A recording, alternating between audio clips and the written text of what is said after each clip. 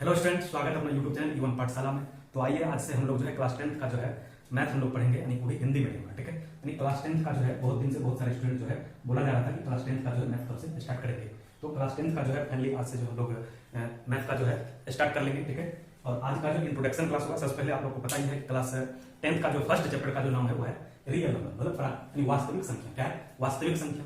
तो वास्तविक संख्या आखिर होता क्या है, इससे रिलेटेड जो हम लोग क्लास 9 में जो हम लोग पूरा पढ़ चुके हैं। लेकिन एक बार जो फिर से जो हम लोग जो है रियल नंबर यानी वास्तविक संख्या को जो हम लोग समझेंगे। तो वास्तविक संख्या से पहले जो और भी संख्या जो भी होता है उसको जो हम लोग जो पूरा डिटेल से जो है समझने की कोशिश करेंगे। तो आप लोग जो है सबसे पहले जो है यानी प्राकृत संख्या के बारे में सुने होंगे। तो नंबर 1 जो हम लोग आज जो देखेंगे सबसे पहले ये प्राकृत संख्या। ठीक है, क्या पढ़ेंगे? प्राकृत संख्या क्या होता है, इसको हम लोग जो है नेचुरल नंबर बोलते हैं। क्या बोलते हैं? Natural number. ठीक है, याद रखिए नेचुरल नंबर। और ये जो प्राकृत संख्या है नेचुरल नंबर, इसको हम लोग जो है क्लास 9 में जब पढ़ रहे थे इसको जो हम लोग कैपिटल एन से जो है डिनोट करते थे। किससे? कैपिटल एन से जो है डिनोट करेंगे इसको। ठीक है, याद रखना कैपिटल एन से डिनोट किया जाता है। अब प्राकृत संख्या होता क्या है, नेचुरल संख्या आप लोग क्लास 10th में जो है पढ़े होंगे। क्लास 10th में जो आप लोग को टीचर बताया भी क्या होगा, बताया होंगे कि जितने भी चीज आप लोग के आसपास जो भी वस्तुएं दिख रहा है, ठीक है, चाहे जैसे मेरे हाथ में भी मार्कर है या और भी जो आसपास के जो भी वस्तुएं दिख रहा है, वह सब वस्तु को हम लोग जो है कैसे काउंटिंग करते हैं। ठीक है, आखिर जिस संख्या के माध्यम से, इसका परिभाषा क्या हो जाएगा, जिस संख्या के माध्यम से हम किसी भी वस्तु की गिनती करते हैं उसे उस संख्या को बोलेंगे प्राकृत संख्या। क्या बोलेंगे? प्राकृत संख्या। अगर बोल दे कि प्राकृत संख्या क्या होता है, नेचुरल नंबर क्या होता है, तो बोलेंगे वैसी संख्या जिस संख्या से हम लोग जो है किसी भी वस्तु का जो है काउंटिंग करते हैं, गिनती करते हैं, उसको बोलेंगे प्राकृत संख्या। ठीक है, अब प्राकृत संख्या जब काउंटिंग करने की बात आता है तो हम लोग कैसे गिनते हैं? काउंटिंग करते हैं 1 2 3 4, या इंग्लिश वाले स्टूडेंट को 1 2 3 4 ऐसे काउंटिंग करते हैं। ऐसे कभी भी नहीं बोलते हैं कि 5 6 7 8 1 2 3, ऐसे कभी भी उल्टा पुल्टा अगर बोलेंगे तो फिर जो हम सही तरीके से जो है किसी वस्तु को हम काउंटिंग नहीं कर पाएंगे। इसलिए आप लोग को समझ में गया हो कि नेचुरल नंबर क्या होता है। नेचुरल नंबर जो हम लोग स्टार्ट करते हैं कैसे लिखते हैं, 1 से स्टार्ट करेंगे यानी 1, ठीक है, उसके 2 3 4 5 6, ये सब क्या हो गया इन्फिनिटी तक जो है जाएगा। ठीक है, इन्फिनिटी मतलब अनंत, यानी इसको जो है जितना मर्जी उतना आप लोग जो है काउंटिंग कर सकते हैं। ठीक है, इस तरह से 1 2 3 4 5 6 7 ये सब क्या होगा नेचुरल संख्या है। नेचुरल नंबर मतलब प्राकृतिक संख्या हो गया। ठीक है, किसी भी वस्तु को हम लोग काउंटिंग करते हैं तो हम 1 से स्टार्ट करते हैं, 1 2 3 4 5 6 7 गिनते हैं। ठीक है, उसके बाद जो सबसे मेन चीज को याद रखना है कि नेचुरल नंबर हम लोग जो है एन से डिनोट करते हैं, कैपिटल एन से, यानी प्राकृतिक संख्या को जो है कैपिटल एन से जो डिनोट किया जाता है। अब जो है दूसरा जो हम लोग डिफिनेशन जिसको समझेंगे वो है पूर्ण संख्या। पूर्ण संख्या जिसको इंग्लिश बोलते हैं होल नंबर। ठीक है, पूर्ण संख्या यानी होल नंबर, इसको जो डिनोट हम लोग करेंगे कैपिटल डब्ल्यू से। इससे डब्ल्यू से जो है डिनोट किया जाता है होल नंबर। देखिए नाम से पता चला होल नंबर, होल मतलब होता है पूरा। क्या हो गया? पूर्ण। पूर्ण संख्या मतलब पूरा संख्या। कोई भी चीज पूरा कब होगा? जब प्राकृतिक संख्या जितना हम लोग पढ़े, प्राकृतिक संख्या 1 2 3 4 5 6 7 8। ठीक है, अगर प्राकृतिक संख्या के समूह में अगर 0 को सम्मिलित कर दिया जाए तो उससे बने संख्या के परिवार को हम लोग क्या बोलेंगे? होल नंबर यानी पूर्ण संख्या बोलेंगे। क्या बोलेंगे? परिभाषा अगर इसका अगर पूछ दे कि पूर्ण संख्या क्या है तो बोलेंगे जब प्राकृतिक संख्या के समूह में, जब प्राकृतिक संख्या के समूह में 0 को सम्मिलित कर दिया जाए तो उससे बना संख्या के परिवार को हम लोग क्या बोलेंगे? पूर्ण संख्या। ठीक है, पूर्ण संख्या होल नंबर। ठीक है, तो 0 को चलिए सम्मिलित कर लेते हैं, केवल 0 जैसे सम्मिलित किए। ठीक है, उसके जितना नेचुरल नंबर है, जितना प्राकृतिक संख्या है, उस सब को जो यहाँ पर कॉपी कर लेंगे। ठीक है, 0 1 2 3 4 5 6 इन्फिनिटी तक भी जाएगा। ठीक है, ये हो गया पूर्ण संख्या। क्या हो गया? पूर्ण संख्या, इसको बोलेंगे होल नंबर। ठीक है, याद रखिए यहाँ से भी प्रश्न बहुत बार जो पूछा जाता है, पूछेगा कि क्या सभी प्राकृतिक संख्याएं पूर्ण संख्या हो सकता है? तो हाँ, देखिए जितना भी प्राकृतिक संख्या है 1 से लेकर सभी जो आपको जो पूर्ण संख्या के परिवार में जो मिल जाएगा, इसलिए हम बोल सकते हैं सभी प्राकृतिक संख्याएं जो है पूर्ण संख्या हो सकता है। लेकिन इसका उल्टा अगर बोलते क्या सभी पूर्ण संख्याएं प्राकृतिक संख्या होगा? बोले नहीं, क्योंकि सभी जो पूर्ण संख्याएं हैं, सभी पूर्ण संख्याएं में 0 भी है, जबकि प्राकृतिक संख्या में जो 0 नहीं है, इसलिए जो है सभी पूर्ण संख्या प्राकृतिक संख्या नहीं हो सकता है। ठीक है, इसको याद रखेंगे। ठीक है, आप लोग समझ गए होंगे पूर्ण संख्या। अब जो हम लोग अगला पढ़ेंगे पूर्णांक। क्या समझेंगे? पूर्णांक क्या होता है, जिसको हम लोग इंग्लिश बोलते हैं इंटीजर। क्या बोलते हैं? इंटीजर बोलते हैं, जिसको हम लोग कैपिटल जेड से जो डिनोट करते हैं। किससे डिनोट करेंगे? कैपिटल जेड से जिसको डिनोट किया जाता है। अब बात है पूर्णांक क्या होता है, तो बोलेंगे पूर्णांक में कि जितने भी धनात्मक संख्याएं, यानी हम बोल सकते हैं कि ऑल होल नंबर, मतलब सभी पूर्ण संख्याएं के समूह में जब ऋणात्मक संख्याएं को सम्मिलित कर दिया जाएगा तो उससे बना संख्या के परिवार को हम लोग क्या बोलेंगे? पूर्णांक बोलेंगे, यानी इंटीजर बोलेंगे। या तो बोल सकते हैं धनात्मक संख्याएं, ऋणात्मक संख्याएं और 0 के सम्मिलित रूप को पूर्णांक कहते हैं। या तो बोल सकते हैं कि पूर्ण संख्या के समूह में, जब पूर्ण संख्या के समूह में ऋणात्मक संख्या को सम्मिलित कर दिया जाए तो उससे बना संख्या के परिवार को हम लोग क्या बोलेंगे? पूर्णांक बोलेंगे, यानी इंटीजर बोलेंगे। ठीक है, पूर्णांक बोलेंगे जैसे इंटीजर 0 पहले देखो जो भी पूर्ण संख्याएं हैं, पूर्ण संख्या में 0 हो गया, 1 2 3 4 5 6 इन्फिनिटी तक भी जाएगा। ठीक है, और इसमें हम लोग क्या करेंगे? नेगेटिव नंबर भी जो है ऐड कर लेंगे। ठीक है, नेगेटिव नंबर में -1 -2 -3 3 माइनस 4, यह भी जो है इन्फिनिटी तक ही बैक जा सकता है, ठीक है, इन्फिनिटी तक बैक। तो इससे जो संख्या का जो एक परिवार बना, एक संख्या का जो फैमिली बना, ठीक है, जैसे कि -1 -2 -3 -4 इधर इन्फिनिटी तक, और एक 0 और पॉजिटिव नंबर ऑल पॉजिटिव, ठीक है, 1 2 3 4 5 इन्फिनिटी तक। तो इससे जो संख्या का जो परिवार बना, इस संख्या के परिवार को हम लोग क्या बोलेंगे, पूर्णांक बोलेंगे, इंटीजर बोलेंगे, ठीक है, जिसको हम लोग जो है कैपिटल जायज से जो डिनोट करते हैं। अब इसमें पूछा जाएगा कि सबसे छोटी पूर्णांक संख्या कौन है। सबसे छोटी पूर्णांक संख्या हम लोग पता नहीं लगा सकते हैं, क्योंकि -4 से भी तो छोटा और भी संख्या होगा, -5 -6 भी होगा।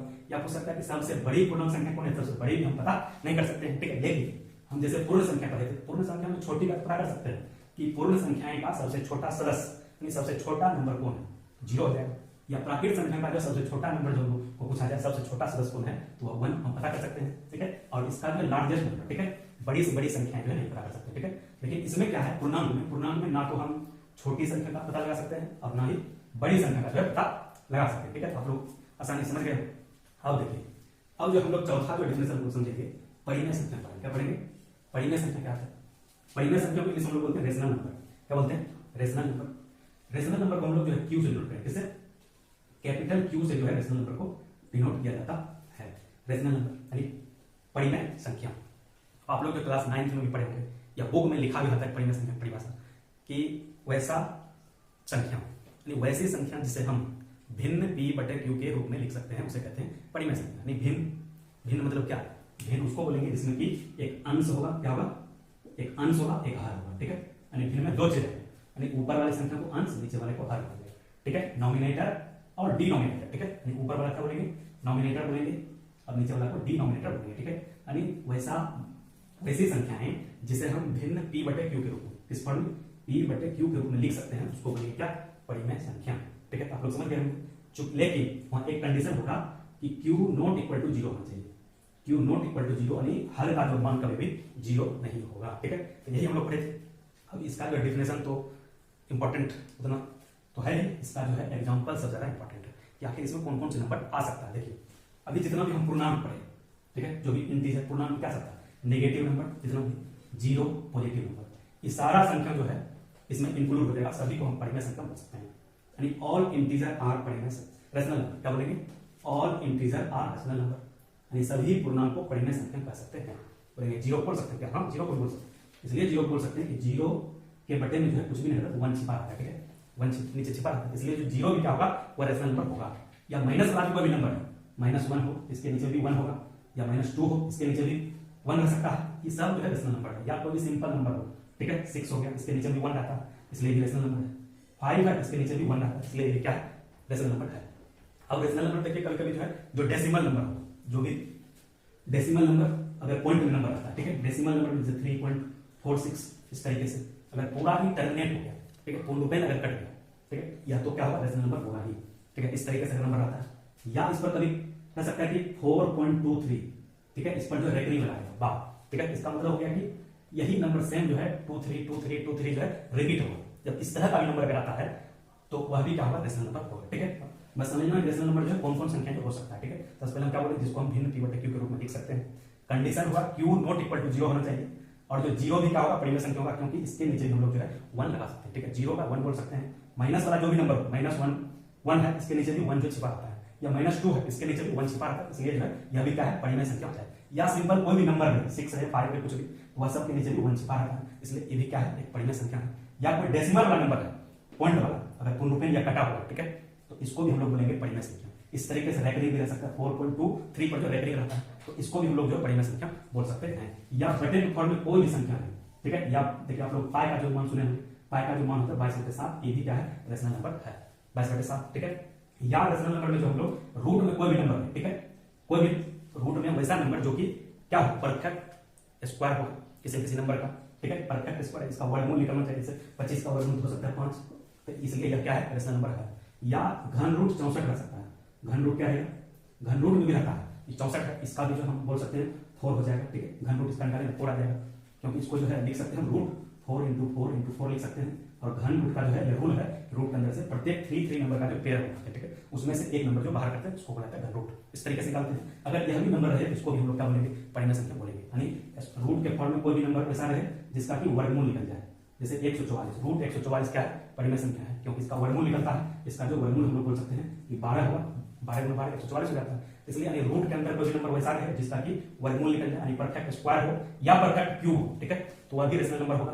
और जो पाई का जो मान है 22/7 वह भी रेशनल नंबर है। या सिंपल कोई भी फ्रैक्शन में भिन्न के रूप में रहे वह भी जो परिमेय संख्या है। अगर पॉइंट में अगर कोई नंबर रहता है, ठीक है, जैसे 4.23 प्रभाव यानी डेग्री रहेगा तो वह भी क्या है, परिमेय संख्या। या कहीं कहीं कभी जो डेग्री ना देकर के इस तरीके से रहेगा 3.232323 यानी सेम नंबर रिपीट हो रहा है। देखिए पॉइंट पर सेम नंबर जब रिपीट होगा 232323 रिपीट हो रहा है, जब सेम नंबर रिपीट हो वह भी रेशनल नंबर होगा, ठीक है। तो रेशनल नंबर जो है इससे ज्यादा रेशनल नंबर कोई नहीं हो सकता, ठीक है। इसको जो आप लोग याद रख लेते हैं तो रेशनल नंबर से रिलेटेड अगर कोई भी एग्जांपल आ जाए, ठीक है, आपसे तो बनेगा, ठीक है। बस इतना बात याद रखना है कि सबसे पहले रेशनल नंबर को हम लोग क्यू से डिनोट करते हैं, इसको p/q के फॉर्म में लिख सकते हैं। और जो q नॉट इक्वल टू 0 होगा और जितना भी इंटीजर है सभी पूर्णांक संख्याएं क्या है वो रेशनल नंबर हो सकता है, परिमेय संख्या होगा, ठीक है। और परिमेय संख्या में स्टार में भी हम बताए पॉइंट वाला नंबर हो वह भी क्या है, परिमेय संख्या। पॉइंट वाला में अगर रेकरिंग लगा हुआ यह भी रेशनल नंबर होगा। अगर पॉइंट वाला रेकरिंग ना हो, सेम नंबर रिपीट हो, रेकरिंग का मतलब वही है, ठीक है, रेकरिंग है इसका मतलब 2323 बार बार आएगा, ठीक है। इस तरह का नंबर अगर कोई हो, सेम नंबर रिपीट हो तो रेशनल नंबर होगा। या रूट में अगर नंबर रहता है, अगर वो परफेक्ट स्क्वायर है या परफेक्ट क्यूब है तो वह भी रेशनल नंबर होगा, ठीक है। इतना बात याद रखेंगे। अब हम लोग समझेंगे पांचवा डेफिनेशन अपरिमेय, जस्ट उसी का उल्टा, परिमेय संख्या का जो है उल्टा हम लोग पढ़ेंगे अपरिमेय संख्या। क्या जाएगा, अपरिमेय इंग्लिश बोला जाता है इरेशनल नंबर। क्या बोलेंगे, इरेशनल नंबर। अब बोलेंगे इरेशनल नंबर क्या होता है, इरेशनल नंबर बोलेंगे उसको यानी वैसी संख्या जिसको हम लोग जो है परिमेय के फॉर्म में नहीं लिख सकते हैं, ठीक है, जिसको हम भिन्न के फॉर्म में नहीं लिख सकते हैं, यानी भिन्न p/q के रूप में इसको नहीं लिखा जा सकता है, वह सब संख्याएं जो अपरिमेय संख्या कहलाएगा, ठीक है। जस्ट उसी का उल्टा बोलेंगे, परिमेय का उल्टा। परिमेय क्या था, जिसको हम भिन्न p/q के रूप में लिख सकते हैं उसको बोलेंगे परिमेय। अगर अपरिमेय की बात किया जाए जिसको बोलेंगे भिन्न p/q के रूप में नहीं लिखा जा सकता उसको बोलेंगे अपरिमेय, ठीक है। तो अपरिमेय में कौन कौन आ जाएगा, अगर कोई भी संख्या अगर लिख दे 4 उसके नीचे अगर 0 लगा दें तब यह अपरिमेय हो जाएगा, यह भिन्न नहीं है। यह जो परिभाषित होगा ही नहीं, इसको बोलेंगे अपरिभाषित। क्या बोलेंगे, अपरिभाषित। इसलिए ये क्या है, अपरिमेय संख्या हो जाएगा। या रूट में कोई नंबर वैसा है जो कि परफेक्ट स्क्वायर भी ना हो ना तो परफेक्ट क्यूब हो, ठीक है। देखिए जैसे √5 परफेक्ट स्क्वायर नहीं है, ये क्या हो जाएगा, अपरिमेय संख्या हो जाएगा। रूट में कोई भी जैसे √23 हो गया तो ये भी क्या हो गया, अपरिमेय हो गया क्योंकि इसका भी वर्गमूल नहीं निकलता। या डेसिमल में कोई नंबर है, ठीक है, डेसिमल में अगर नंबर आता है कुछ भी जैसे 3.213 4213 5 6 कुछ भी मतलब इस तरह से यानी सेम नंबर रिपीट नहीं होगा, ठीक है। कभी आ जा रहा है 2, कभी 13, कभी 42, फिर 13, मतलब सेम नंबर रिपीट नहीं होगा। तो इस तरह का नंबर जो अपरिमेय संख्या के श्रेणी में आ जाएगा, ठीक है, अपरिमेय संख्या हो जाएगा। और याद रखेंगे पाई, पाई तो आप लोग पढ़े ही होंगे, पाई जो क्या है, पाई क्या है, अपरिमेय संख्या। पाई क्या है, अपरिमेय। पाई का अगर मान पूछ दे, पाई का मान जो 22/7 होता है, ठीक है, वह हो गया क्या, 22/7 हो जाता है परिमेय संख्या। अब इसमें पूछा जा सकता है कि परिमेय संख्या यानी पाई जो है अपरिमेय है, उसका मान जो है क्या है, परिमेय संख्या क्यों हो जाता है, बस इसलिए हो जाता है क्योंकि पाई का जो है एक्यूरेट मान जो है नहीं है, ठीक है। पाई का हम लोग जो है केवल मान जो है वैज्ञानिक जो है एक मान लिया कि पाई का मान जो हम लोग 22/7 रखेंगे ताकि सवाल जो आसानी से बन जाए। पता लेकिन पाई का जो है ओरिजिनल मान जो होता है एक परफेक्ट वैल्यू जो है अभी तक पता नहीं है। और पाई क्या है, अपरिमेय है, लेकिन पाई यानी अपरिमेय संख्या लेकर के जो है कोई भी सवाल को जो सोल्यूशन नहीं कह सकता, ठीक है। तो वैज्ञानिक इसीलिए क्या किया, पाई के जगह पर जो है एक संख्या मान लिया जो कि परिमेय संख्या हो, वह परिमेय संख्या मान लिया क्या, 22/7, ठीक है। तो इसलिए बोल सकते हैं कि 22/7 क्या हो जाएगा, परिमेय हो जाएगा और पाई क्या हो जाएगा, अपरिमेय संख्या जो है हो जाएगा। तो आप लोग जो है समझ गए कि परिमेय संख्या क्या होता है, अपरिमेय संख्या क्या होता है। और छठा चीज जो अब आगे चैप्टर का नाम ही था वास्तविक संख्या, जिसको बोलेंगे रियल नंबर। क्या बोलेंगे, रियल नंबर। अब वास्तविक संख्या क्या होता है, रियल नंबर क्या होता है, बोलेंगे अगर कोई आदमी पूछ दे कि रियल नंबर वास्तविक संख्या क्या है तो बोलेंगे परिमेय संख्या अपरिमेय संख्या के सम्मिलित रूप को वास्तविक संख्या कहते हैं। अभी हम लोग परिमेय संख्या पढ़े, परिमेय संख्या में बहुत सारे संख्या पढ़े हम लोग, ठीक है, जिसको हम लोग भिन्न p/q के रूप में लिख सकते हैं। और अपरिमेय पढ़े जिसको हम लोग भिन्न p/q के रूप में नहीं लिख सकते हैं, वह दोनों को सम्मिलित रूप से, ठीक है, परिमेय संख्या और अपरिमेय संख्या दोनों को जो है सम्मिलित रूप से हम लोग क्या बोल सकते हैं, वास्तविक संख्या रियल नंबर, ठीक है। तो आशा करता आप लोग जो है समझ गए। एक बार जो और हम लोग जो है इसको डायग्राम के माध्यम से समझाने की कोशिश करते फिर हम चैप्टर पर जो पढ़ेंगे, ठीक है। अब देखिए डायग्राम के माध्यम से पढ़ सकते हैं, ठीक है। डायग्राम के माध्यम से हम लोग समझेंगे कि नेचुरल नंबर, होल नंबर, जो प्राकृतिक संख्या है, प्राकृतिक संख्या, पूर्ण संख्या, पूर्णांक, परिमेय और परिमेय वास्तविक संख्या में क्या रिलेशन हो सकता है, रिलेशन। तो सबसे पहले देखिए पढ़े थे हम क्या, सबसे पहले पढ़े थे नेचुरल नंबर यानी प्राकृतिक संख्या जिसको हम लोग n से नोट करते हैं। इसमें क्या कौन कौन सा नंबर आ रहा था, 1 2 3 4 आ रहा था, बहुत सारे नंबर आएगा। और इसके ऊपर अगर इसमें हम 0 को सम्मिलित करते हैं, क्या करते हैं, 0 को सम्मिलित कर देंगे क्या होल नंबर, क्या जाएगा होल नंबर। इसमें अगर 0 को सम्मिलित कर देंगे 0 1 2 3 इस तरह से नंबर आएगा, इसको बोला जाता है होल नंबर। इसमें यही हम समझाने का प्रयास कर रहे हैं। अगर बोला जाए क्या सभी अंदर से बाहर की तरफ आएंगे, बोले क्या सभी प्राकृतिक संख्याएं सभी पूर्ण संख्या हो सकता है, बोले हाँ। लेकिन इसका उल्टा पूछेगा, बाहर से अंदर की ओर जाएंगे, क्या सभी पूर्ण संख्याएं प्राकृत संख्या है? नहीं, ठीक है। इसके बाद हम लोग क्या पढ़े? पूर्णांक पढ़े, इंटीजर पढ़े उसके बाद, ठीक है। पूर्णांक, इंटीजर को हम लोग जो है जेड से जोड़ किए, ठीक है। इंटीजर में क्या पढ़े? निगेटिव वाला नंबर जो है कुछ आ गया था, ठीक है। निगेटिव -1 -2 -3 इस तरह से, और पॉजिटिव वाला पूरा आ गया, ठीक है। अब उसके बाद जो हम लोग क्या पढ़े? रेशनल नंबर पढ़े। क्या पढ़े? रेशनल नंबर का जितना भी हम लोग नेचुरल हो या होल नंबर हो या इंटीजर, ठीक है, प्राकृत संख्या हो, पूर्ण संख्या हो या पूर्णांक, वो सभी जो है रेशनल नंबर होगा। क्या होगा? रेशनल नंबर, इसको क्यों डिनोट करते हैं, ठीक है। और उसके बाद जो इरेशनल नंबर हम लोग के पढ़े, ठीक है। इरेशनल नंबर का इससे कोई भी जो है रिलेशन नहीं है, इसको चलिए हम यहाँ जो है एक रिलेशन बना लेते हैं। इरेशनल नंबर क्या बना लेते हैं? इरेशनल नंबर को जो है क्यू पर पावर सी से जो नोट किया जाता है, ठीक है, इरेशनल नंबर को।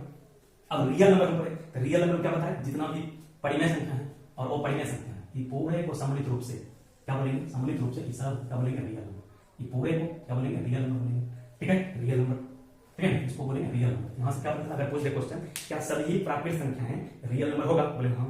जैसे ही अंदर से बाहर निकल जाएंगे तो आंसर होगा हाँ। अगर बाहर से अंदर क्यों आएंगे तो आंसर होगा नहीं, ठीक है। जैसे बोलेंगे क्या सभी पूर्ण संख्याएं रियल नंबर होगा? बोले हाँ। क्या सभी पूर्णांक संख्या रियल नंबर होगा? वास्तविक संख्या होगा? बोले हाँ।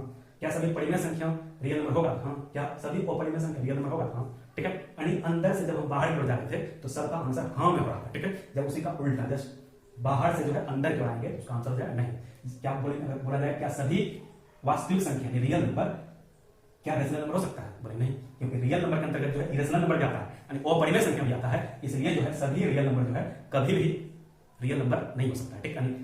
रेशनल नंबर नहीं हो सकता, ठीक है, क्योंकि उसमें जो है रियल नंबर में इरेशनल नंबर भी, ठीक है। या बोले क्या सभी रियल नंबर नेचुरल नंबर होगा? बोले नहीं, जैसे बाहर से अंदर की ओर आएंगे तो वह नहीं मान सकता। आशा करते हैं आप लोग जो यह भी समझ गए होंगे। अगर इससे भी अगर कोई सवाल पूछ सकते हैं तो उसमें भी आप लोग जो बता देंगे, ठीक है। तो आइए अब जो हम लोग जो है चैप्टर पर जो है बात करेंगे, ठीक है। तो आप लोग यहाँ से जो है कोई दिक्कत अब नहीं रहा होगा। अब इस चैप्टर में जो हम लोग यूक्लिड विभाजन प्रेरिका, ठीक है, या यूक्लिड विभाजन एल्गोरिथम के बारे में, ठीक है, क्या पढ़ेंगे? यूक्लिड विभाजन एल्गोरिथम बोलिए या यूक्लिड विभाजन प्रेरिका बोलिए, ठीक है। इसके बारे में हम लोग जो समझेंगे कि यूक्लिड विभाजन एल्गोरिथम, तो हम लोग लिख लेते हैं। अभी हम लोग क्या पढ़ेंगे? यूक्लिड विभाजन। क्या पढ़ने वाले हैं? यूक्लिड विभाजन, ठीक है। यूक्लिड विभाजन प्रेरिका, जो इंग्लिश मीडियम वाला होंगे वह प्रेरिका के ऊपर लेमा, यूक्लिड डिवीजन लेमा, क्या है? यूक्लिड डिवीजन लेमा, ठीक है। तो इसके बारे में हम लोग समझेंगे यूक्लिड विभाजन प्रेरिका क्या होता है, या कभी कभी बुक में जो लिखा है यूक्लिड क्या रहेगा? यूक्लिड भी बोल सकते हैं, यूक्लिड विभाजन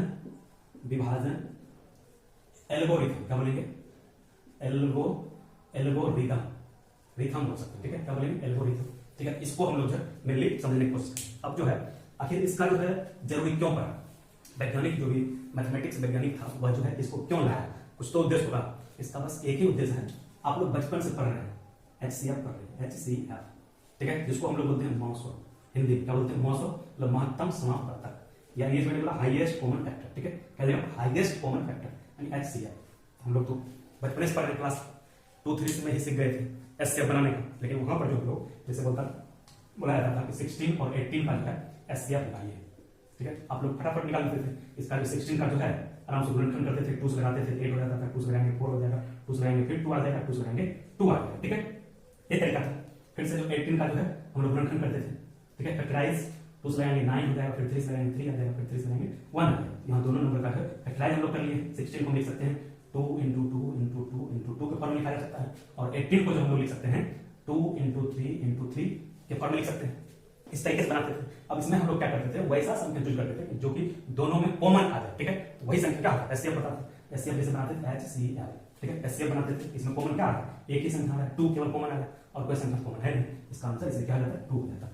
2 हो जाता है। इस तरह से लोग जो है बचपन में जो बनाते थे। क्लास 8 में, क्लास 9 तक भी जो है लोग, 9 में तो HCF नहीं था, 8 में, ठीक है, 8 6 अगर जो जितना भी नीचे क्लास था उस समय हम लोग जो है गुणनखंड विधि से HCF इस तरीके से बनाते थे। आप लोग भी बनाते होंगे, ठीक है। आखिर जब हम आप लोग के मन में जो है होगा कि आखिर इतना आसान सवाल, यानी HCF को हम लोग इतना आसान तरीके से बनाने के लिए जो है जब जान रहे हैं, एक रूल था ही, तो फिर यूक्लिड विभाजन एल्गोरिथम का जरूरी क्यों पड़ा है? आखिर सवाल होगा कि यूक्लिड विभाजन एल्गोरिथम का जो है जरूरत क्यों पड़ा वैज्ञानिक को, कि स्टूडेंट के सामने जो एक बहुत बड़ा हार्ड सा प्रश्न को लेकर के आ गया, तो इसका जरूरी है। अब देखिए, जो हम लोग गुणनखंड विधि से हम लोग पढ़ रहे थे बचपन में, यह सभी संख्याओं पर जो है लागू नहीं होता, ठीक है। सभी संख्या लागू नहीं होता, हाँ, सभी संख्या को लागू नहीं होता है, मतलब जितना भी बड़ा बड़ा अगर संख्या दिया जाए, बड़ा बड़ा संख्या कर देंगे, उसका गुणनखंड करना जो है कई बार मुश्किल हो जाता है। ठीक है, गुणनखंड कभी होता ही नहीं कि लगता है कौन संख्या से लगाएं, संख्या ही नहीं पता चल पाता है कि हम किससे लगाएंगे। ठीक है, इसीलिए जो है वैज्ञानिक जो कुछ आसान तरीका निकाला है ताकि उन संख्याओं को भी हम लोग आसानी तरीके से बना सकते हैं जिसका गुणनखंड भी जो है एचसीएफ नहीं निकाल सकते हैं, उसको भी हम लोग जो है यूक्लिड विभाजन एल्गोरिथम की मदद से जो है एचसीएफ निकाल सकते हैं। ठीक है, जैसे अभी एग्जांपल में आपको ही अगर एक सवाल अगर दे दिया जाए, आप लोग फटाफट वीडियो इसको जो सवाल को बनाने की कोशिश करेंगे गुणनखंड विधि से कि किस संख्या से लग सकता है, जैसे कि 1947। ठीक है, एक रह जाएगा 1363। ठीक है, अगर बोल देंगे कि दोनों संख्या का जो है आप 900 यानी एचसीएफ निकाल के बताएं। ठीक है, आप बताइए इसको गुणनखंड कैसे होगा। गुणनखंड में अगर देखिए 2 से लगाने का प्रयास करते हैं तो 2 से लगाएंगे, अब देखिए लगाने का प्रयास करते हैं। ठीक है, हमको पता है कि गुणनखंड विधि से नहीं बनेगा, बस आपके जो संतुष्टि के लिए हम करते हैं। ठीक है, देखिए 2 से लगाने का प्रयास करते हैं, 2 से लगाएंगे 2 बाई टेबल में 9 10 तो मिलेगा, 18 मिलेगा 9। ठीक है, 9 to 18 बच जाएगा 1, फिर 6 टाइम्स लगाएंगे, फिर उसके बाद 3 से लगाएंगे, देखिए 1 बच ही जाएगा, तो कहाँ लगा है 2 से नहीं लगा है, यानी 2 से हम जिसको नहीं लगा सकते हैं। उसी तरीके से 3 से लगा चेक कीजिए, 3 से लगाएंगे, अब देखिए 3 7 18 हो सकता है, 1 बच जाए 3 4 12, फिर 3 दूनी 6, एक तो बच ही जा रहा है, फिर नहीं होगा। और भी बड़ा सारा नंबर आप किसी भी संख्या से, ठीक है 4 5 6 7 8 9 10 12 कोई भी संख्या से आप लगाएंगे, ठीक है, गुणनखंड नहीं होगा। ठीक है, गुणनखंड जल्दी होगा नहीं, होगा बहुत दूर, बहुत बड़ा संख्या हम लोग पहुंच जाएंगे जब 40 41 42 में। ठीक है, तब जाके जो मिलेगा, उतना दूर तो कौन सोचेगा एक घंटा से कि गुणनखंड जो है 41 पे लगाएंगे 47 पे लगाएंगे, ऐसा उतना सोचना भी मुश्किल है। मतलब 1 घंटा तक जो है बहुत एक बारी बारी से 2 से 3 से 4 से चेकअप करते रहेंगे तब जाकर रहेगा। इसलिए जो है इसको आसान तरीके से बनाने के लिए जो है वैज्ञानिक क्या किया, यूक्लिड विभाजन एल्गोरिथम का जो प्रयोग करके हम लोग जो है इसको आसानी से बनाया जा सकता है। ठीक है, इसको हम लोग समझेंगे, लेकिन इससे पहले हम लोग अभी आप लोग को ये समझाते यूक्लिड विभाजन जैसे देखिए, अभी वही सब बताया जाए। ठीक है, देखिए जैसे आप लोग जब डिवीजन पढ़ेंगे, जैसे 16 में डिवीजन करते मान लो 5 से। ठीक है, 5 से 5 किया 15 लगा सकते हैं, 15 लगा सकते हैं। ठीक है, इसको लगाएंगे 1 से जाए, फिर ये कट जाता है, फिर उसके बाद इसको इस तरह से करते हैं, फिर 5 आ जाता है, 1/1 5 टाइम्स पूरा कट जाता है, जब तक 0 ना आ जाए तब तक हम घटाते हैं, ऐसे करते हैं। ये था तरीका भाग बनाने का, तो एचसीएफ बनाने का एक तरीका भाग विधि से ये था। जब भाग विधि से भाग हम लोग पढ़ते हैं तो भाग में देखिए जो बीच वाला नंबर होता है इसको बुलाते हैं भाज्य, क्या बोलते हैं भाज्य, और जिससे भाग लगाते हैं उसको बुलाते हैं भाजक, क्या बोलते हैं भाजक बोलते हैं, और जिससे भाग देने के बाद जो निकलता है उसको बोलते हैं भागफल, भागफल बोलते हैं। ठीक है, और भाग देने के बाद जो बचता है उसको बोलते हैं शेषफल, क्या बोलते हैं शेषफल बोलते हैं। ठीक है, यही आप लोग बचपन में पढ़े हैं।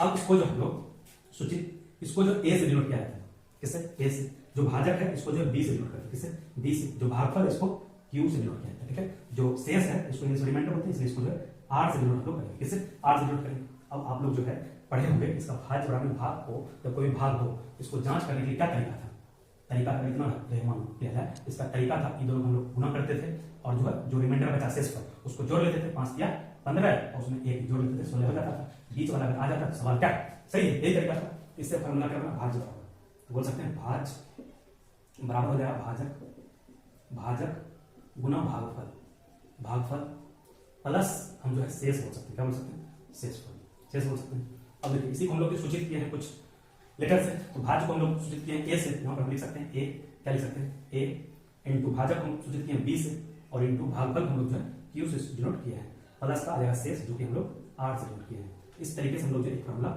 निकल गया। ठीक है, निकल गया। और इसमें जो एक चीज और समझने वाली बात है, आप लोग यहाँ पर जो फिर से समझिए। ठीक है, इसको जो है हम लोग फिर से समझने का प्रयास करते हैं। ठीक है, चलिए जैसे अगर मान लिया 17 है, ठीक है, इसमें अगर हम 5 से डिवीजन करते हैं तो 5 किया तो 15 हो जाएगा, 3 बार लगाएंगे 15। ठीक है, इसको जब माइनस करेंगे तो 2 आ जाएगा, तो इसमें हम लोग को देखिए ए का वैल्यू हो गया, ठीक है, ये हो गया बी, क्या हो गया बी का वैल्यू हो गया, ए का वैल्यू हो गया, ये जो क्यू का वैल्यू हो गया, और ये जो है आर का वैल्यू हो गया। इसमें एक चीज नोटिस करने वाली बात है, क्या नोटिस करने वाली है कि देखिए जब भी हम भाग देंगे, चाहे आप किसी भी संख्या भाग देंगे, जो रिमाइंडर में आर का जो मान होगा वह आर का मान जो है बी से छोटा रहता है, क्या रहता है छोटा, बी का मान कितना 5, जब भी रहेगा भाजक से छोटा करेगा छोटा, या कभी इस तरह से नंबर आ सकता है कि 15 में भाग देंगे 5 से। ठीक है, तो 5 किया 15 हो सकता है, लगाएंगे 0, या रिमाइंडर का मान कभी 0 भी हो सकता है।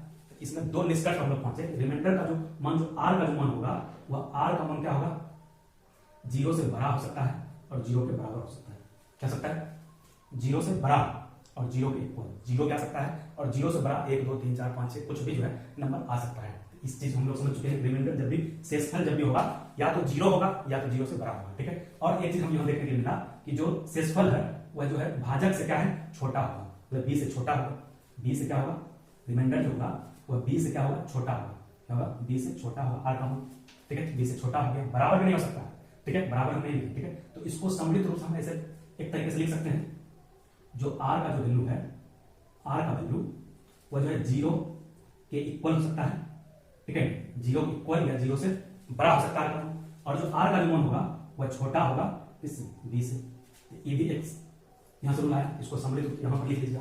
क्या समझ रहे हैं, जो शेषफल होगा या तो 0 के बराबर होगा या तो 0 से बड़ा होगा, क्या होगा, 0 से बड़ा होगा, और जो बी का जो मान होगा वह बी का मान क्या आ जाएगा, जो बी से जो है छोटा होगा, क्या होगा, बी से छोटा होगा, ठीक है। रिमाइंडर क्या होगा, 0 के इक्वल हो सकता है और जो 0 के बड़ा हो सकता है, ठीक है, लेकिन जो बी रिमाइंडर आर जो है वो बी से छोटा होगा, क्या होगा, बी से छोटा।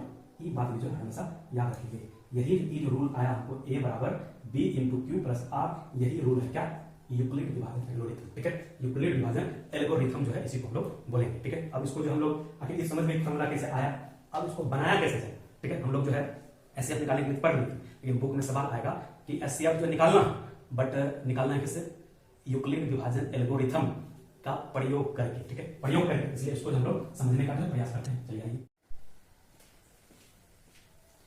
आइए सवाल जो हम लोग हल करते हैं यूक्लिड विभाजन एल्गोरिथम से संबंधित एक, अभी हम लोग समझ चुके हैं यूक्लिड विभाजन एल्गोरिथम जो है क्या होता है, उसका जो फॉर्मूला हम लोग सीख चुके हैं। अब जो है सबसे पहले फर्स्ट सवाल जो हम लोग करेंगे, आपके बुक में जो सवाल रहेगा, जैसे 1927 और 1363, यानी 1927 और 1363 का मौसो ज्ञात करें, बट किससे, यूक्लिड विभाजन एल्गोरिथम का जो है प्रयोग करके जो इसका सॉल्यूशन करना है। इसको आप लोग को कैसे सॉल्यूशन करेंगे, देखिए सबसे पहले क्या करेंगे, यहाँ लिखना है हल, ठीक है। अब इसमें सबसे पहले दो नंबर आपको दिया है, ठीक है, दोनों नंबर में से आपको ये चेक करना है कौन सा नंबर जो बड़ा नंबर है, ठीक है, बड़ा नंबर का चुनाव करेंगे और उसको जो है हमको क्या करना है, इसके बीच में लिखना है, डिवीजन के बीच में, यानी 1927 जो है बड़ा नंबर है, 1927 को बीच में लिख दिया, और जो 1363 से जो है इसको डिवाइड करेंगे, ठीक है, एससीएफ बनाना भाग विधि से पहले, उसके बाद जो है हम लोग जो है यूक्लिड विभाजन एल्गोरिथम का प्रयोग करके उसको भी चेक करेंगे। सबसे पहले इसको सॉल्यूशन कीजिए, सबसे पहले देखिए 1363 है, यहाँ लगाना है 1927, तो दो बार में तो अधिक हो जाए, 13 एक बार में ही लगाएंगे, ठीक है, 1 टाइम्स लगाए हैं तो 1363 ही हो जाएगा। अब इसको जो माइनस करना ऊपर वाले से नीचे वाले को, तो 7 में से 3 घटाएंगे 4 हो जाएगा, इससे पहचानेंगे 12 में से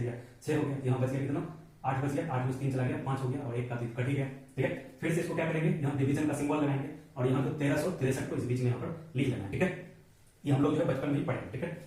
उसके बाद इसको फिर से जो लगाना है 564 है, यहाँ 1363 लगाना है, अगर 2 टाइम्स लगाते हैं तो हो जाएगा, 2 बार में लगाना, ठीक है, 2 बार में लगाएंगे, 4 दूनी 8 हो जाएगा, उसके 6 दूनी 12 2 बाकी 1 5 दूनी 10 11 हो जाएगा, यानी 1128 जो है लग जाएगा। फिर इसको एक लाइन खींचेंगे, ऊपर वाले से नीचे वाले को माइनस करेंगे, ठीक है, इससे एक 45 को दे देंगे, हो जाएगा कितना, 13 हो जाएगा, 13 में से 8 गया, हो जाएगा 5, कितना हो जाएगा 5, यहाँ बच गया 5, 5 में 2 गया 3 हो गया, अब 3 में से 1 चला जाएगा 2 हो गया, 1 में से कट गया, ठीक है, आ गया 235।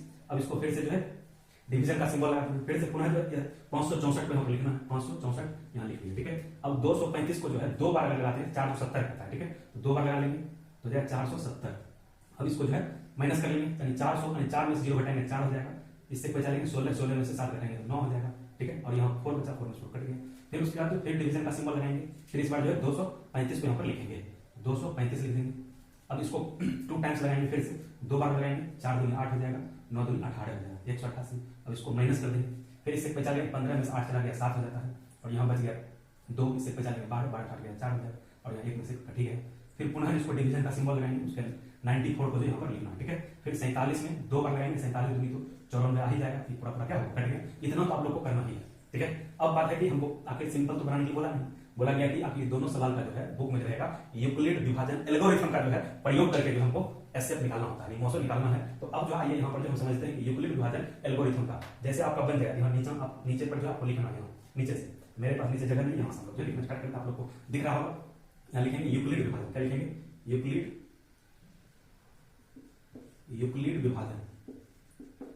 यूक्लिड विभाजन एल्गोरिथम लिखना, एल्गोरिथम, ठीक है, एल्गोरिथम से, ठीक है, लिखेंगे से। अब जो है अब तुरंत हम लोग जो बात किए थे यूक्लिड विभाजन एल्गोरिथम का क्या फॉर्मूला बताया था, ए इक्वल टू हो गया था बी क्यू प्लस आर, ये था फॉर्मूला। अब जब हम बताए थे डिवीजन में इस तरीके से, तो बीच वाले नंबर होता है इसको हम लोग ए से डिनोट किए थे, और जिससे डिवाइड करते थे उसको बी से डिनोट करते थे, और भाग देने के बाद जो नंबर आता था उसको क्यू से डिनोट करते थे, भाग देने के बाद जो नीचे कुछ बच जाता है उसको आर से डिनोट करते थे। बस यही स्टेप को यहाँ पर आपको सजाना है। तो पहले समझ लेंगे इतना नहीं है कुछ नहीं, यहाँ फर्स्ट स्टेप यहाँ तक देखें आ रहा है, बीच में एक कॉमन क्या है 1927 आ रहा है, तो फर्स्ट स्टेप में यहाँ 1927 लिखना है, इक्वल टू यहाँ जाएगा 1300, फिर बी की जगह पर बी का वैल्यू यहाँ जाएगा 1363 हो जाएगा, 63 इंटू हो जाएगा, हो गया 1, लिखेंगे 1।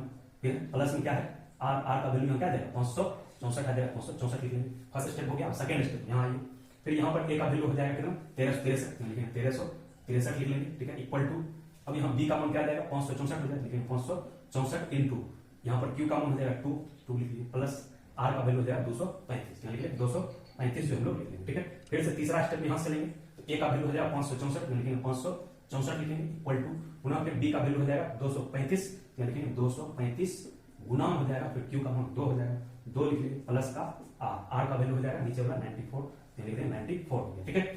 फिर उसके बाद चौथा स्टेप में देखिए ए का वैल्यू तो हो जाएगा 235 हो जाएगा, यहाँ लिखेंगे 235 बराबर हो जाएगा 94, बी का वैल्यू 94 यानी 94 गुना 2, उसके बाद रिमाइंडर यहाँ बच गया 47, लिख देंगे 47। फिर से एक लास्ट स्टेप में लिखना है, ए का वैल्यू आ जाएगा 94, यानी लिखेंगे 94 इक्वल टू बी का वैल्यू हो गया 47 47 हो गया, इनटू का हो गया 2, ठीक है, और प्लस हो जाएगा रिमाइंडर कुछ भी नहीं बचा इस बार, जीरो से बच गया, जैसे जीरो आ गया समझिए सवाल बन गया, यहीं तक होना है। अब जैसे जीरो आ गया रिमाइंडर, इसमें तो आपको देखना है बी का वैल्यू क्या है, जो भाजक था, बी मतलब भाजक, इसको क्या बोलते थे भाजक हम लोग पढ़े थे, ठीक है, इसको भाजक बोले थे, इसको भाज्य बोले थे, इसको हम लोग भागफल बोले थे, और इसको हम लोग शेषफल बोले थे, ठीक है, शेषफल बोले थे, ठीक है, याद रखना है शेषफल।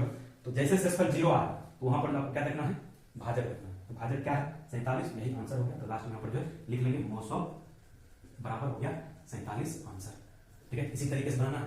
आशा करता आप लोग जो सीख गए। आइए एक और सवाल जो हम लोग जो है आपके बुक का एक्सरसाइज 1 का, ठीक है, 1.1 का जो सवाल नंबर 1 जो हम लोग सोल्यूशन करते हैं, ठीक है, आप लोग समझ गए होंगे। आपके बुक में इस तरह का सवाल भी है, तो उसको भी बनाने का आप लोग कोशिश करिए, ठीक है, और इस चैनल से जुड़े रहिए इसी तरीके से, और पूरा मैथ जो हम लोग पूरे अच्छे तरीके से पढ़ने वाले हैं। एक सवाल अभी और करेंगे, तो देखिए इसको फर्स्ट का सवाल जो आपके बुक में जो है वह है 135, क्या है 135 और 255, ठीक है, 135 और 225 कितना है 225 का मौसौ ज्ञात करना है, वो भी किस रूल से यूक्लिड विभाजन एल्गोरिथम का प्रयोग करके जो इसका भी सॉल्यूशन हम लोग को करना है। ये दूसरा सवाल हो जाएगा। तो इसमें सबसे पहले क्या करना है, आपको यहाँ लिखना है हल, और ये दोनों संख्या सबसे पहले चूज करना है कौन सा संख्या जो है बड़ा संख्या है। तो बड़ा संख्या कौन है 225 जो बड़ा है, तो 225 को जो बीच में लिख लेंगे, ठीक है, और भाग लगाएंगे किससे 135 से भाग लगाएंगे। अब देखिए 135 को अगर 2 बार लगाते हैं तो 270 आ जाता है, तो 270 में है नहीं, इसलिए एक बार में ही लगाएंगे, एक बार लगाएंगे 135, ठीक है। फिर इसको माइनस करेंगे ऊपर वाले से नीचे वाले, 5 में से 5 घटा देंगे 0 हो जाएगा, ठीक है। इससे 12 में से गया कितना हो जाएगा 9, फिर यहाँ हो जाएगा 1 में से गया 30 हो गया। फिर इसको जो भाग का सिंबल लगाएंगे और यहाँ 135 जो इस बीच में हम लिखेंगे, ठीक है, और 19 यहाँ 90 है। अब 90 वाले पहाड़ा पर 2 बार पढ़ते हैं तो 90 दूनी 180 हो जाता है, 180 देखिए छोटा ही है इसलिए 2 बार में नहीं लगेगा, एक बार में ही लगाएंगे 90, ठीक है। फिर से इसको जो माइनस करेंगे 5 में से 0 घटाएंगे 5 ही होगा, अब 13 में से 9 घटा देंगे 4 हो जाएगा 45 हो गया। फिर से पुनः डिवीजन का सिंबल देंगे, ठीक है। फिर इस बार 90 को 90 को यहाँ पर जो लिखना है, ठीक है, और 45 वाले पहाड़ 45 दूनी 90 हो जाएगा, 2 बार में हम 90 लगा सकते हैं। इस तरीके से पूरे जो कट गया, अभी रिमाइंडर जो 0 आ गया। अब इसको क्या करना है, हमको केवल इतना करना है नहीं, यानी मौसम निकालना किस रूल से, यानी यूक्लिड विभाजन एल्गोरिथम का प्रयोग करके निकालना था। यहाँ पर आपको लिखेंगे, ठीक है, क्या लिखेंगे यूक्लिड विभाजन नीचे लिखा दीजिए आपको, ठीक है, नीचे भी लिख देते हैं, ठीक है। चलिए यूक्लिड विभाजन एल्गोरिथम से, ठीक है। यूक्लिड विभाजन एल्गोरिथम का जो है हम लोग फॉर्मूला जो है सिद्ध कर चुके हैं, a इक्वल टू होता है b इंटू क्यू बोल सकते हैं, ठीक है, b into Q plus R remainder था। अब इसी को जो है इस फार्मूले पर क्या कर देंगे सजा देंगे, तो बन जाएगा सजा। यहाँ पर a का वैल्यू क्या आ जाएगा 225, यहाँ लिखेंगे 225 लिखेंगे, बराबर b का वैल्यू क्या आ जाएगा 135, यहाँ लिखेंगे 135 गुना q का वैल्यू क्या आ जाएगा 1, यहाँ लिखेंगे 1 a का प्लस r का वैल्यू हो जाएगा 90, यहाँ लिखेंगे 90, ठीक है। इस तरीके से पहला स्टेप हो गया। अब सेकेंड स्टेप में हम a का वैल्यू हो जाएगा 135, यहाँ लिखेंगे 135 बराबर, ठीक है, b का वैल्यू हो जाएगा 90, यहाँ लिखेंगे 90 गुना q का वैल्यू हो जाएगा 1, यहाँ लिखेंगे 1 प्लस, और रिमाइंडर जो है शेषफल हो जाएगा 45, यहाँ लिखेंगे 45, ठीक है। फिर से तीसरा स्टेप में a का वैल्यू हो जाएगा 90, ठीक है, यहाँ लिखेंगे 90 बराबर, और जो b का वैल्यू हो जाएगा 45, हो जाएगा 45 गुना q का वैल्यू 2 प्लस हो गया 0, ठीक है, क्योंकि रिमाइंडर कुछ भी नहीं बचा। इस तरह से यही स्टेप करना है। अब जैसे बोले थे जैसे 0 आ जाए सुन रिमाइंडर शेषफल जैसे 0 आएगा उसका क्या देखना है भाजक देखना है, ठीक है। इस स्टेप में क्या आया है शेषफल जो 0 आ रहे हैं, जब 0 आ रहा है इसका हम लोग को क्या देखना होता है भाजक देखना, मतलब b का मान। तो क्या है b का मान 45 आ रहा है, इसलिए हम 900 क्या आ जाएगा, इसका जो आंसर हो जाएगा 900 बराबर हो जाएगा 45। 45 जो इसका सही आंसर हो जाएगा। तो आशा करते हैं आप लोग जो आसानी से सीख गए होंगे, ठीक है। जिसको भी लिखना हो आप लिख भी सकते हैं, या ऐसे सीख ही गए हैं तो आप अपने से लिख बनाने का कोशिश कीजिए। आप लोग के बुक में जो और भी 2 सवाल होगा, 2 नंबर और 3 नंबर, ठीक है। आप लोग इसको बनाने का कोशिश कीजिए। अगर नहीं बनता है तो फिर आप लोग जो कमेंट बॉक्स में बताइए कि सर नहीं बनता है, तो उसको भी जो हम लोग नेक्स्ट वीडियो में सोल्यूशन कर देंगे, ठीक है। वीडियो अच्छा लगा अपने अधिक से अधिक दोस्तों के साथ जो इस वीडियो को शेयर कर दीजिए और अपने इस वीडियो को लाइक कर लीजिए और इस चैनल से जुड़ जाइए, क्योंकि यहाँ पर जो पूरा मैथ जो है पढ़ाया जाएगा क्लास 10th का, ठीक है। धन्यवाद।